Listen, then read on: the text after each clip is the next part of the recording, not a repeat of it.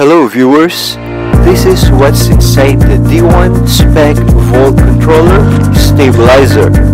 Volt controller box, wiring covers, plastic strap, double-sided tape, and instructions. Locate and clear the area for the volt controller box.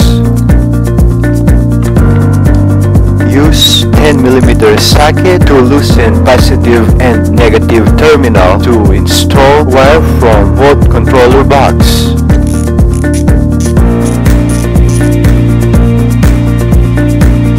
Install the wiring cover to protect the wires from